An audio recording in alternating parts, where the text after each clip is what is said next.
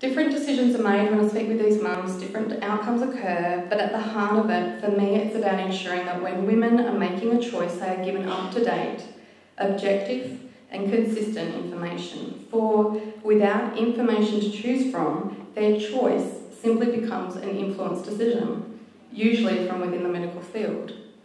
The inconsistency in these stories from Australia would astound you. Two women can literally be 2 kilometres apart, sitting in 2 different doctors' offices, hearing 2 different stories of prenatal screening and Down syndrome, one receiving unbiased information, time, support and connection to services, the other receiving news they can only describe as similar to a child dying, given negative and outdated information, throwing the 95% of women abort stat, have invasive testing booked without consent, can constantly ask if they want an abortion and put on very strict time frames in which to make a decision. These are just some of the things that women have reported that have been said to them. Everything we were told had a false or negative slant to it. In spite of me making it clear I would not under any circumstances have an amnio, they still booked me in for one. When I turned up for what I thought was a routine ultrasound, we headed down a corridor to a different room and I was told I was having an amnio. They put a lot of pressure on me to go ahead, including saying I was wasting their time if I refused. The one very common statement that we hear is the "I'm sorries." "I'm so sorry that your baby has Down syndrome." He then proceeded to tell me I could have a termination and describe the process to me. I was quite saddened that only a few days before we had told him the termination wasn't an option.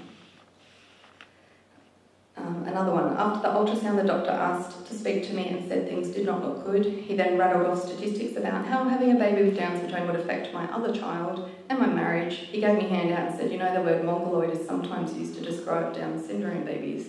It was the most depressing conversation I've ever had. In the grieving room, I was told the statistics of termination for Down syndrome and told I had 2 weeks to make a decision and I could have a normal baby after this one. At 21 weeks, I was asked, "When do you want to arrange terminations? Do you still have a few weeks left you could do it?" I said, "No, I don't want to," to which he replied, "Why would you want to keep this one when you can try again for a normal baby?" And another one. "The result is what I thought it would be. Your child has Down syndrome. I'm so sorry. You only have limited time for a termination, so we need to book that in as soon as possible." These are the milder extracts of stories that I've been told. The more extreme ones that I'm not sharing involve pressure for late-term terminations, including the days before the baby's born. So what now? Well, in regards to Trisomy 21, it's my objective to help develop consistent national guidelines around the prenatal screening process to ensure that women receive unbiased, up-to-date and consistent information at 2 critical points in the pregnancy. The first before they even begin into the screening process, and the second after the event of a high chance or confirmed diagnosis of T21 for the child.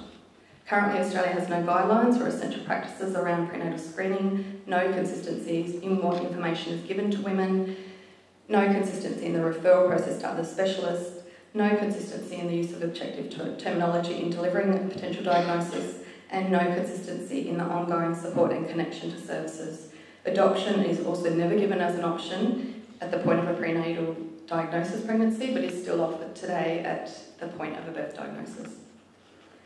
The development of a shared understanding would enable that optimal clinical care is at the very heart of the screening process.